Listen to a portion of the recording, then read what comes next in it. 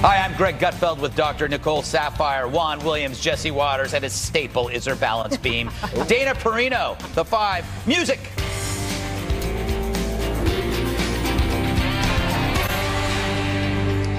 This week, politics wanders blindly onto a grim, unknown planet where half the world is guilty. Guess who's perpetuating all of these kinds of actions? It's the men in this country. And I just want to say to the men in this country, just shut up and step up. Do the right thing for a change. You know, maybe the right thing is to not generalize, unless, of course, you include your husband in the men in this country. Speaking of husbands. Your husband certainly had concerns at the time that he never really had due process to defend himself from allegations like this. Have we learned anything over the years about due process, not just for the accusers, but also for the accused? Well, I think that you have to take each of these situations, sort of on their own merits. Yes, there should be due process for everyone involved, and I think that's what Dr. Ford is asking for. She's asking for due process. She's asking that there be an investigation. That was genius. She spun due process for her accused Bill into due process for Dr. Ford. I have to hand it to her. But today, the burden's on the accused to prove one's innocence, even with an event decades ago that's unclear even to the accuser.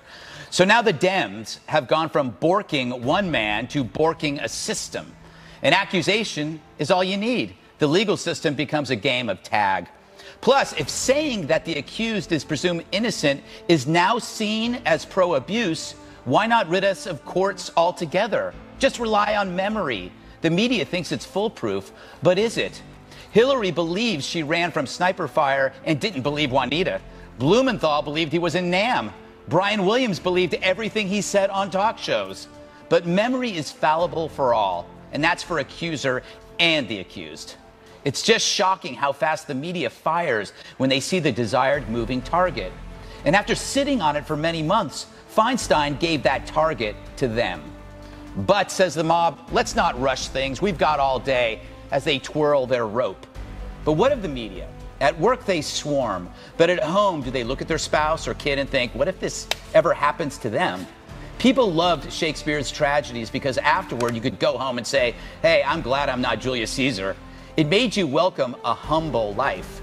No more. Today, we're all Caesars, facing a mob of Brutuses, armed with press passes shaped like daggers and microphones. All right, Jesse, we need to hear from her, don't we? We do. I don't think we are going to. I think what happened is they thought they were going to take it up to a certain point, and then they realized that this woman was going to have to testify Monday. And that was way too soon for the Democrats because this was a delay tactic. And this is a really dirty business. And for that reason today, I am withdrawing from consideration from the Supreme Court. And from any administration post whatsoever, because it's ugly, and they're destroying this guy's life. And I wanted to give Ford the benefit of the doubt in the beginning. You remember on Monday and Tuesday, I've been saying, I believe she believes something happened, something may have happened, there was a polygraph involved. I don't want to cast any doubt on her allegations. But the way they're dragging this out now, it's become so political, Greg, that it's gotten away from the actual alleged crime, and now it's about the process and the nomination of this guy. She's not doing things, and the Democrats aren't doing things in a way that people would do if she was a true victim. If you go out and you say, the first thing you hear Kavanaugh's name, you call the Washington Post, and then you call your congresswoman, and then you call Dianne Feinstein, and you say you don't want to come forward because you want to be anonymous, but at the same time, you take a polygraph test, and when they ask you how'd you pay for the polygraph, you don't say how you paid for it, and then you hire a Clinton fundraiser as your lawyer to represent you. And now it looks like there's some behind-the-scenes stuff where Brian Fallon, who worked for Hillary Clinton, has teamed up with Paige Herwig, who worked for Dianne Feinstein, and they've raised $5 million, a lot from George Soros, to fund a group called Demand Justice. And Demand Justice is the main organization that's running to stop the Kavanaugh nomination. And they're working in concert with Deborah Katz, the lawyer for Ford. It's just way, way too suspicious what's going on. I wanted to believe her. I still kind of believe she believes something happened, but it doesn't sit right anymore. The timing makes it suspicious, but Juan, I think we learned here the real tragedy is that we're going to lose people like Jesse from the Supreme Court. I don't know what we'll do because he's so divine. Can you imagine that here in that road? Yes. Oh, They would have borked me bad. no, man. No, you know what? On day one. No, man, I would be your lawyer. I would. All they'd have to do, think of all the Waters worlds they'd have to go through. They'd get through one, and that was it. No, man, I would demand that Jesse's mother testify. She'd testify against me. Well, that was the Okay, idea. well, fire my lawyer then. I'm your lawyer. But Juan, if she doesn't testify after going through this entire process, that's what can the Republicans do but just vote, right? They can do it, but they would do it at great risk because I think they would be seen as bullies. The question is about the process here, and it's about the demand that she's making that there be an investigation before she testifies so that they are testifying about known facts. They can have some points of commonality in the narrative, and it's not just he said, she said. But clearly, the FBI says there was no federal crime committed because this is a matter of, I would guess, if it was an assault Maryland law back at that period. It's a distinction to be made from when Anita Hill said that Clarence Thomas was harassing her while she was working for him in the federal government. Right. The problem here is that I think that there is an effort by the Republicans to say we don't want any more investigation. We don't want anything. We just want to get a vote done. And it seems like they're rushing along. That's why I say there's a risk for them. But isn't Senator Grassley trying to get this? Aren't they kind of bending over backwards to meet with this woman privately or publicly? Even aren't they willing to fly to see her? They're doing everything possible. I personally think that the Republicans are doing the due process that they're saying that they're denying her. It's not their fault that this came so late in the game, so far into the process.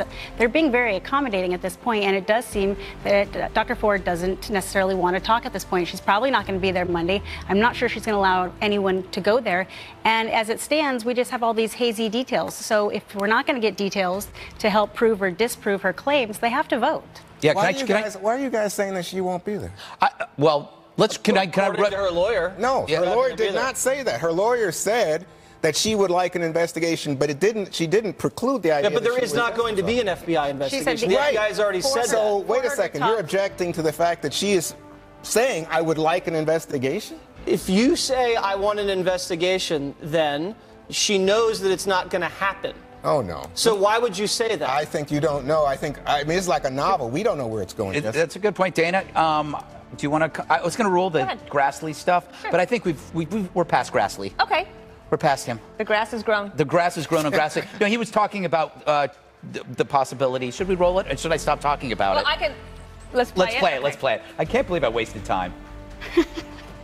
I'm focused right now is doing everything that we can to make Dr. Ford comfortable with coming before our committee, either in an open session or a closed session or a public or a private interview. I have hopes that this person who pleaded through the Washington Post, and I didn't learn about anything about this until I read her name in the Washington Post.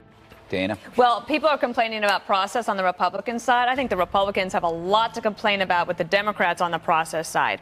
Dianne Feinstein getting this letter through Congressman Eshu's office in July, having it there. In fact, Dianne Feinstein has since said, I kind of regret, I wish I could have, maybe I should have, because she knows, she's a statesman. Mm-hmm. She knows it was wrong to not loop them in earlier. Statesperson. Well, she's now in a very tough election. Yeah. You have Demand Justice, which is a new group, and they realize, the Democrats, that they've spent 3 decades basically not caring about judicial nominations, and the Republicans and conservatives have been very good about it. I think the Republicans have been quite responsible. The language has been responsible. Okay, she should be heard. She should not be insulted. That was the first thing Kellyanne Conway said, and everyone followed that lead. And the president has been quite muted about it, and everyone's waiting, like, you can be heard. You will be heard.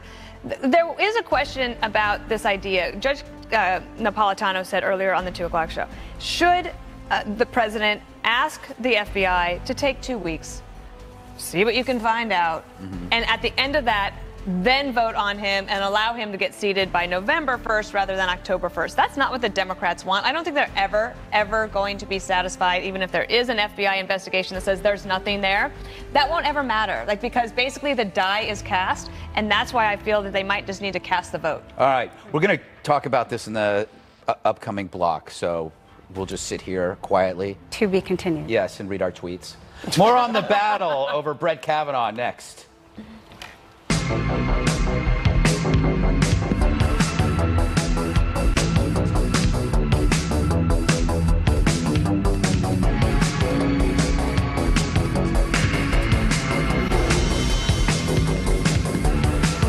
Insurance that won't replace the full value of your new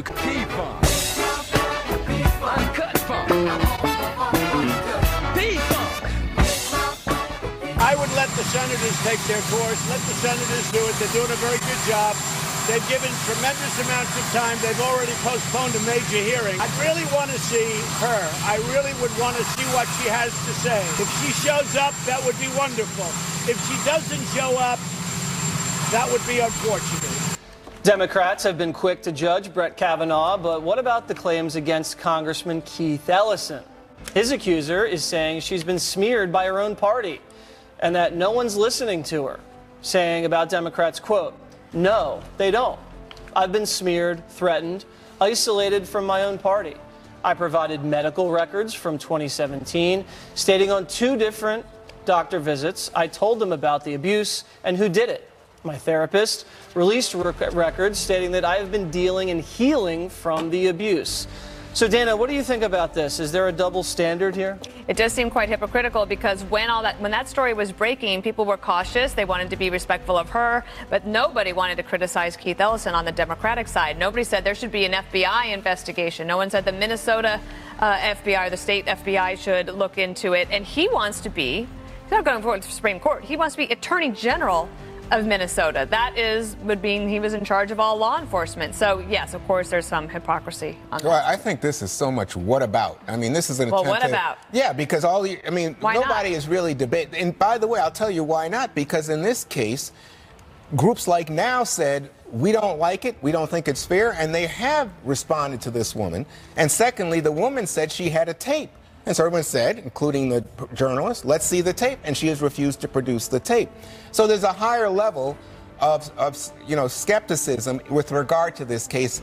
Wait, now, in the Guardian. Whoa. Juan, there is actual evidence that we just documented at the top with regards to doctor visits, and this is only a year or 2 apart, versus 36 years ago. And no corroborating evidence. That's a lot different. We're not outside of the statutes of limitations on this one. This is where an investigation should be had. Two things to say. One is she said she had a video and has not produced the video.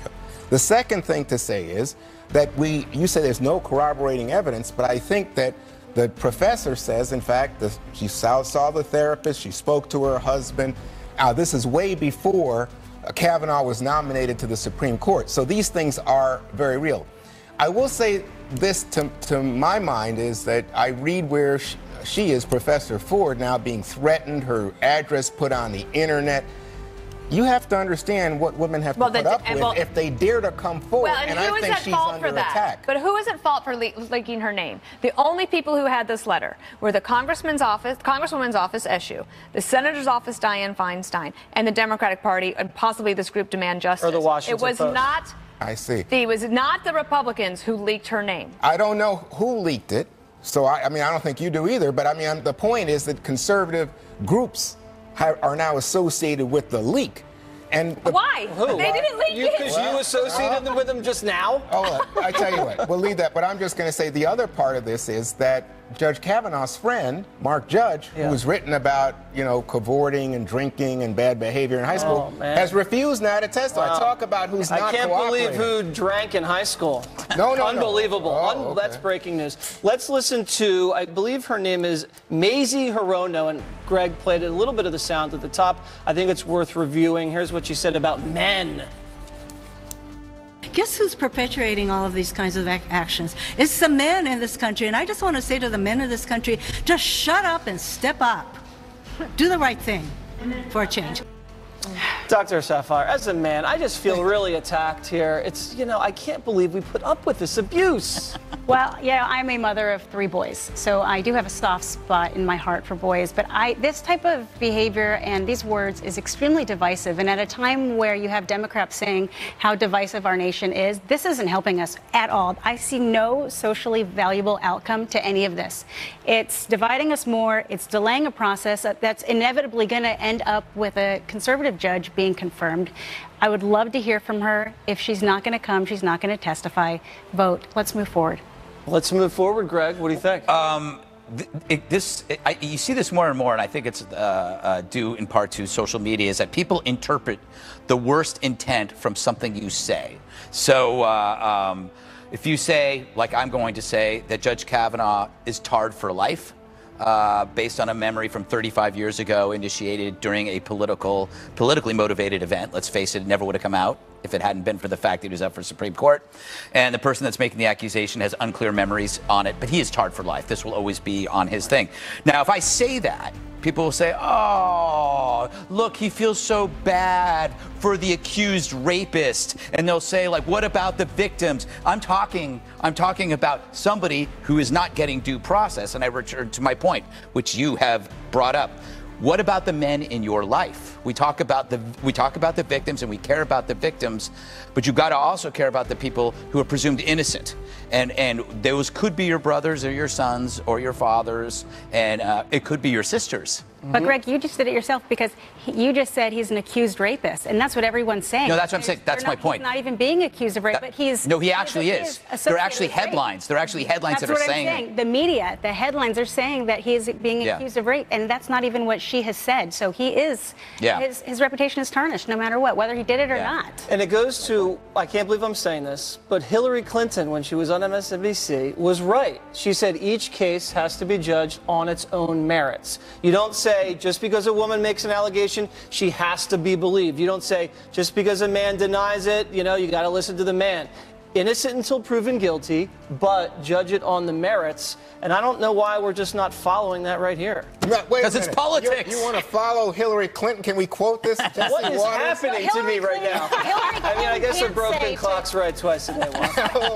That's about your chances. Hillary Clinton can't say that you should always just trust what the woman says, because that's not what happened historically, especially with her. So she'd definitely be hypocritical. So. Not with Juanita Broaddrick.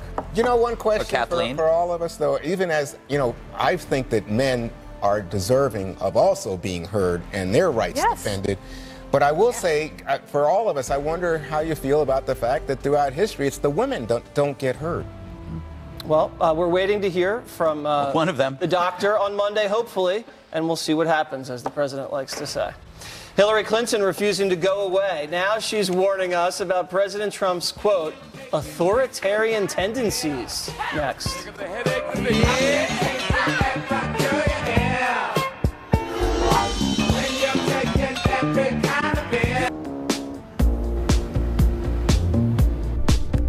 Take us downtown.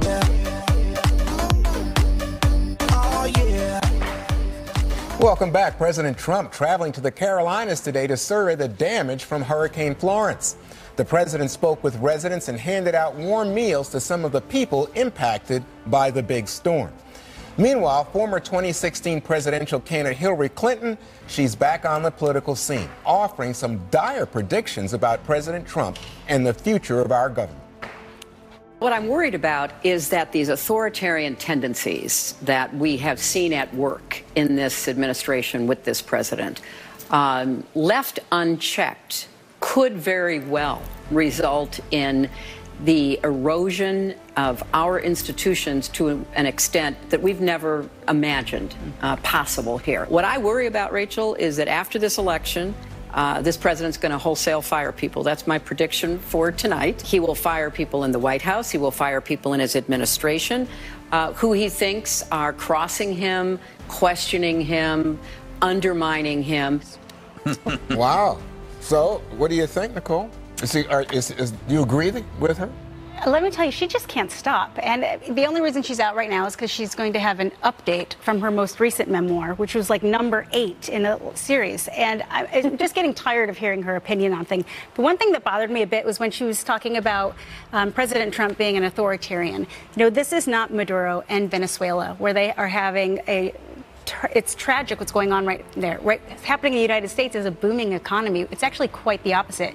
And we have more Venezuelan immigrants coming to the United States because of it, fleeing from a real authoritarian tendency and dictator. So I'm just kind of over listening to her opinion. It's time for her to move on. She's the wrong messenger for anything at this point. So, Jesse, I think it was today, Steve Doocy was saying he agrees with Hillary that Trump is going to fire a lot of people after the midterms.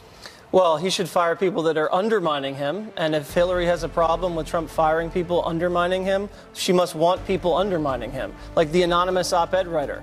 I think Trump should fire that person if they are trying to undermine him. I don't understand what she's saying. Plus, America loves when people get fired in Washington. That's why we sent Trump there. The phrases authoritarian tendencies eroding our institutions are the reason Hillary Clinton didn't win the election. She's not connecting. She sounds like John Kerry. She sounds like she's at a symposium. Speak like a real person. This is cable. Shoot from the hip. Speak from the heart. People don't go to the polls to fight the erosion of institutions. People don't go to a rally with a sign that says, stop the erosion of our institutions. It just doesn't connect. And it looks like she's just whining about a tough guy that came to the swamp and started kicking butt against the establishment. That's what makes her weak. Just a quick back and forth with you. Today, the president was tweeting he doesn't have an attorney general. It looks like she's not talking about some anonymous writer. She's talking about firing the attorney general because he won't do what Trump wants with regard to the Russia probe. I think everybody knows Sessions is on his last legs. Oh, okay. So you do agree with Hillary in that sense?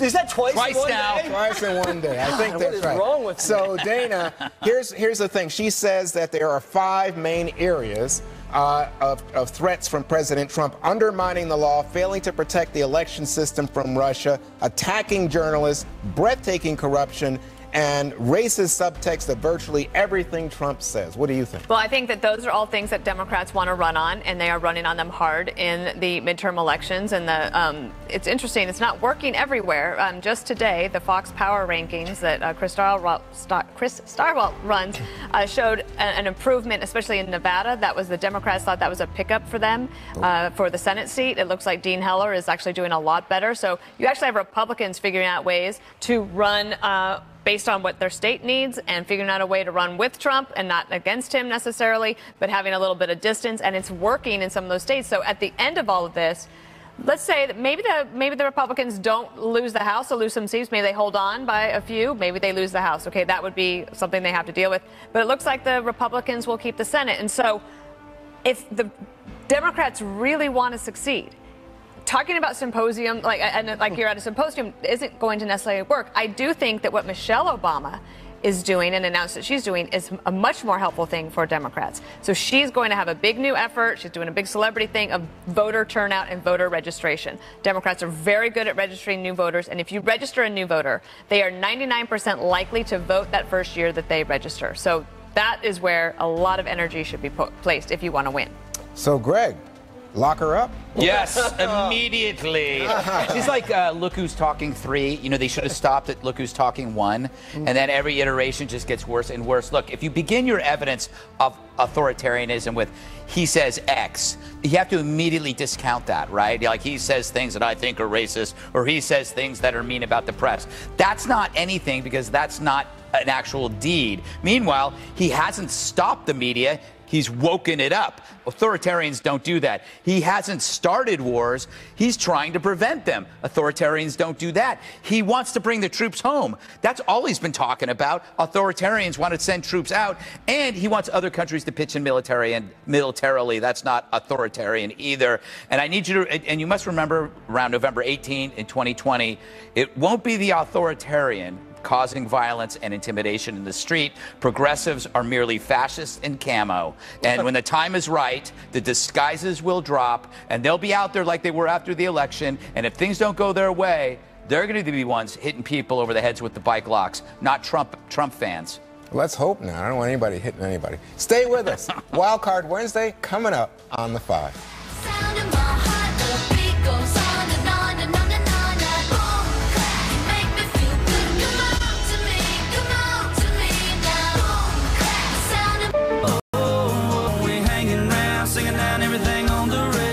It's now time for Wild Card Wednesday. It's like a 70s. It really is. It's like Joker's Wild. Joker's Wild. Okay, we each picked a topic that didn't make it into the show and put them in this hat. None of us knows the stories and each other's selected. So I will start with, sometimes we get through a few of these, so we'll start with this one. Go fast. I'm trying to open it. Come on, Butterfingers. What is going on? Okay. Maroon 5 to perform at the 2019 Super Bowl halftime show. Oh, I didn't know that. On February 3rd at the Mercedes-Benz Stadium in Atlanta, Georgia. Greg, this has got to be your dream come true. I'll tell you right now, no surprise, that was my pick of the stories. Okay, this is officially worse than the kneeling. Okay, you know how I felt about the kneeling in football? This makes kneeling totally patriotic. Because if they're at the halftime, everybody's got to kneel. Because this is an awful, awful band. Do we have tape of my favorite, the worst part? Please play it. She will be loved. She will be loved. What's wrong with that? How can you listen to that and not want to shoot yourself in the face? See, I disagree. He nailed that. Oh, my God. I thought his pitch he's was like perfect. a car alarm. No, he's good. I like that guy. What's his name? Adam Levine? Adam Levine. Yeah, he's pretty good. He has I really. Stop. Then you people don't know music. He's on that. He's nice on that show, The Voice. Juan, Oh, you like that's Maroon 5? all that matters. Yeah, I like Maroon 5. But I must say, in Atlanta, the home of hip-hop, Yes. you guys didn't pick a hip-hop artist? That's crazy. He has an impressive range, but it's for a lot more melodies, not necessarily pop, a great big performance. He belongs on a range. Chosen the Zach Brown Band because they are from Georgia. Yeah, they should have done something like that. You would have loved them. I'll take them. All right, another one is restaurant to get lobsters high on marijuana before killing them. That sounds very humane, actually. A lobster pound in Maine is experimenting with getting lobsters high on marijuana before cooking and killing them and then cooking them. That they think this is going to be nicer. Who I chose this one, and I wanted to know why or how you get a lobster high. Well, first you How does rent one do that? you rent a movie, and you call your dealer. It's one pot to another pot. So I actually read the article to figure out how they actually did this, and they still didn't answer the question. They essentially said. Wait, did you just say I actually read the article? Are you accusing me? I'm not reading the article. This is a Tell low you what blow. they did in the article, but it still doesn't make any sense. They Well, said what was they it? put them in an aquarium with a couple of inches of water, and then they infuse smoke directly into the water that the lobsters are. It's and like a bong. They say that the lobsters are more calm and are not trying to attack each other. That's actually true because I cook a lot of lobster, and for many years, our family in Maine would just put the lobsters in the boiling pot of water. And when you kill them like that, it tenses up their muscles, and then the meat is not as tender. How insensitive to you that don't the do meat's that not anymore. as tender. They're suffering excruciating pain. And Jesse's going, it's rough. Yeah, so now we just stab them right here in the back of the head, and it kills them instantaneously. Yeah. That's good. Okay, well that's Wow. let's go to the next one. You know, it's interesting because I see you get red sometimes, and I think, he's like a lobster. Maybe we could. Oh, no, that's Don't test me, Williams. If anybody at this table is a little high, it's you. All right, I got another one here. Lawnmower parents are the new helicopter moms. They are the ones that go to whatever length necessary to prevent their child from having to face adversity, struggle, or failure. Instead of preparing children for challenges, they mow obstacles down so kids won't experience them in the first place. Who chose this? That Doctor? would be me. That would be me. It's a double-edged sword. Being a mother, being a parent, you do want to protect your children, but has that pendulum swung just way too far at this point? We're taking away oral presentations at school. We're taking away grades so that people don't get their feelings hurt. But how are they going to survive? I mean, I can say this because I'm on the cusp of being a millennial. But these millennials, they don't know how to deal with struggles, with any sort of turmoil, and I just think that sets a bad precedent for the future. So what should we be doing with the kids? These lawnmower moms should be having their kids use Chase the them with a lawnmower. Actually use said lawnmower. Use a lawnmower. You know, it's a fine line. You want to make sure that they're not being bullied, and because the second leading cause of death in teenagers is suicide. And if you do get bullied, want to you tell avoid them to punch the bully in the face, right? Well, I'm not going to actually say what we say at our house. Martial but as arts long as is you always don't the cure. start it, Martial arts. Teach them how to fight. Karate chop. I always tell my children, defend yourselves, whether it's verbally or physically. That's very good. I got one more here. Why college students don't vote absentee. I love this one. A focus group found that many college students who seem quite enthusiastic about voting this year will go through the process of applying for the ballot, fill it out, register, but they fail to mail them because they do not know where to get stamps. It's a fair point. Juan, agree. Juan, when was the last time you licked a stamp? This Well, you don't weekend. have I to don't lick have to one, lick they them. They are self-adhesive. No wonder they don't stays. stick. You keep licking them. Yeah, keep it. But no, it's. Why do you have to go somewhere to get these? I know you can have them mailed to you, but then you need to. Never mind. You need a mailbox. I don't have a But mailbox. how much does a stamp cost now? Like 32 cents, I think. 32 cents? Yes. Something like In that. my day, got filled. Let me tell you what the last one was. This must have been Juan's. All the hours you spend staring at your phone are making your dog sad, expert warns. This is true. Is that right? Dogs are like kids. They can tell that the phone is basically taking up all of your attention. So it's not your husband. It's not Peter. It's Jasper. Yeah, mostly Jasper. Do you honestly think dogs care that you have this thing? Yeah, Careful, totally. Greg. Really? Careful. Yeah. Well, yeah, Because you're not I'm paying sorry. attention to I your said one pets. time They a want dog your didn't have a love. soul, and she didn't speak to me for a week. Well, why don't you say it again and we'll see what the internet has to say. That's all right. Everybody I heard that is last time. at Jesse B. Waters if you want to Okay. check him down on Twitter. All right, we're going to go now. Since we have a doctor in the house, why not get all our medical questions answered? That's next. Didn't the Pope? You gonna be my wife. We didn't know any better. Didn't have a clue about. All right, well, since I'm the doctor, the last time I was here, the five had several medical questions for me, but apparently they still have more. So now it's time to ask the doctor anything. But wait, hold on, I'm not quite ready.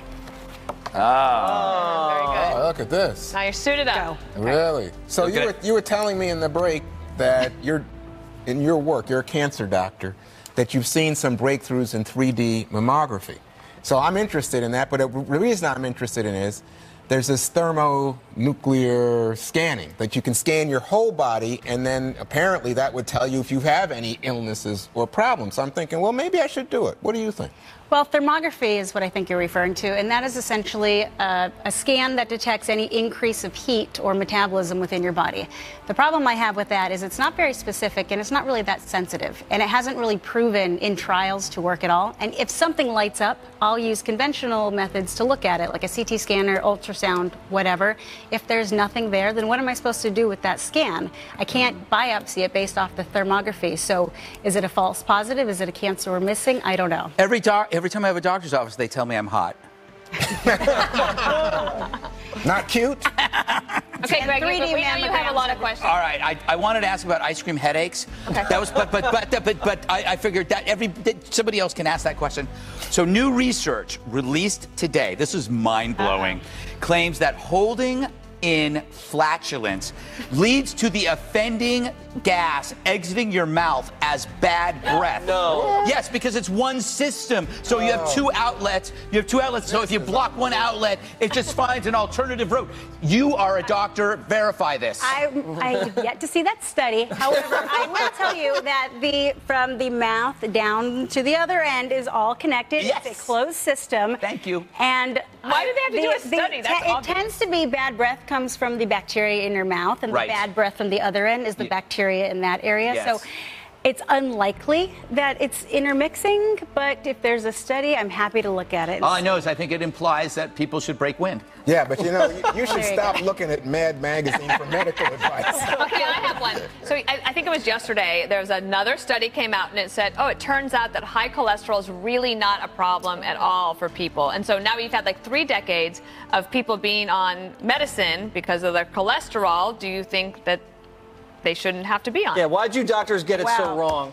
All the time. Apparently, didn't see that study yesterday either. I guess I'm just not keeping up. Are on you a my- real doctor? Cholesterol, that's a catch-22. Are people being overtreated for high cholesterol? Absolutely. And then they're having the negative effects of medicine and interventions because they're being maybe too aggressively treated for their cholesterol. Bad cholesterol absolutely does cause coronary artery disease, heart disease, strokes, a lot of bad things. So, no, I'm not going to believe that a study is saying that high cholesterol is a good thing. Absolutely not. But I would venture to say that they're saying over-treatment is a bad thing, which I may agree with. Okay. Juan has been exhibiting some signs of Trump derangement syndrome. Is there anything you could do to help him? Help, doctor, help! I actually have to commend Juan that he sits here every day with people who have very different opinions from him, and I would say that in itself is very healthy for him because you don't want to necessarily always surround yourself with like-minded people because it's not a problem for then me. you become very ignorant, and I think it's great. Also, Greg wants to know, how do you boost testosterone? No, I do want to know about ice cream head. So people either have. People at home understand this. That you will either have an ice cream headache or a cold throat. Like if you have something cold very quickly, like I can't eat those shakes from Starbucks. The Frappuccino. Yeah, because I'll get this mass. It's like the end of the earth. But then I have friends that it happens in the back of the throat. What is this? So cold causes things to constrict in your body. It causes blood vessels, airways. So when you step out and it's really cold outside, you feel that tightening in your chest. Yeah. It's constricting. Same within your throat. That's what happens. In headaches are caused by increased or decreased blood flow. Just the change in that sense. But it's the word. If that lasted more than a minute, I would kill myself. Do you know how? Yeah, the vagus. It's like a migraine. Yeah, it's worse. Worse than a migraine. Yeah. Is there a drug for that? I think you should take one. Yeah, I think it's called marijuana. Marijuana. I know a few lobsters. What do you think about medical marijuana for treatment for cancer patients? I don't like generalizations. However, cancer pain, especially when it comes to bone and nerve pain, is excruciating. And opioids do work for that. But I also know that there are a lot of cancer patients who benefit from medical marijuana. So if you do, that would be better than taking an opioid. No. It's really better. So the thing with marijuana is it actually really, you can have terrible nausea when it comes to cancer pain and just cancer and the medications in general. And the medical marijuana actually helps for that, and that's a good thing. Opioids getting a bad rap? Absolutely, there are a place for opioids, but Thank you. Obviously very. We are in an guys. opioid panic. All right, one more thing is up next. Join us. Some panic over here. Don't believe me, just watch.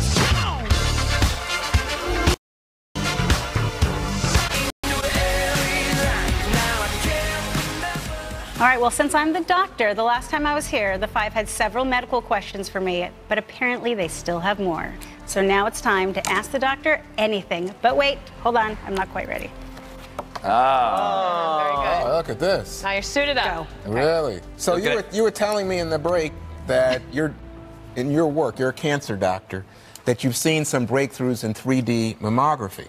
So I'm interested in that, but the reason I'm interested in is there's this thermonuclear scanning that you can scan your whole body, and then apparently that would tell you if you have any illnesses or problems. So I'm thinking, well, maybe I should do it. What do you think?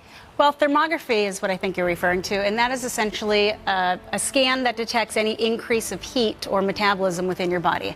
The problem I have with that is it's not very specific and it's not really that sensitive, and it hasn't really proven in trials to work at all. And if something lights up, I'll use conventional methods to look at it, like a CT scanner, ultrasound, whatever. If there's nothing there, then what am I supposed to do with that scan? I can't biopsy it based off the thermography. So is it a false positive? Is it a cancer we're missing? I don't know. Every time I have a doctor's office, they tell me I'm hot. Not cute?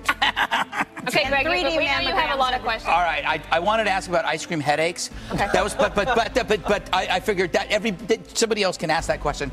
So new research released today, this is mind-blowing, claims that holding in flatulence leads to the offending gas exiting your mouth as bad breath. No. Yes, because it's one system. So you have two outlets.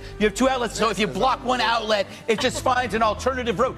You are a doctor. Verify this. I've yet to see that study. However, I will tell you that from the mouth down to the other end is all connected. Yes. It's a closed system. Thank you. And why do they have to do a study? That's it obvious. tends to be bad breath comes from the bacteria in your mouth, and Right. the bad breath from the other end is the bacteria in that area. Yes. So It's unlikely that it's intermixing, but if there's a study, I'm happy to look at it. All I know is I think it implies that people should break wind. Yeah, but you should stop looking at Mad Magazine for medical advice. Okay, I have one. So I think it was yesterday, there was another study came out and it said, oh, it turns out that high cholesterol is really not a problem at all for people. And so now we've had like 3 decades of people being on medicine because of their cholesterol. Do you think that they shouldn't have to be on? Yeah, why'd you doctors get it so wrong? All the time. Apparently, didn't see that study yesterday either. I guess I'm just not keeping up. Are you a real doctor? Cholesterol, that's a catch-22. Are people being overtreated for high cholesterol? Absolutely. And then they're having the negative effects of medicine and interventions because they're being maybe too aggressively treated for their cholesterol. Bad cholesterol absolutely does cause coronary artery disease, heart disease, strokes, a lot of bad things. So, I'm not going to believe that a study is saying that high cholesterol is a good thing. Absolutely not. But I would venture to say that they're saying overtreatment is a bad thing, which I may agree with. Okay. Juan has been exhibiting some signs of Trump derangement syndrome. Is there anything you could do to help him? Help, doctor, help! I actually have to commend Juan that he sits here every day with people who have very different opinions.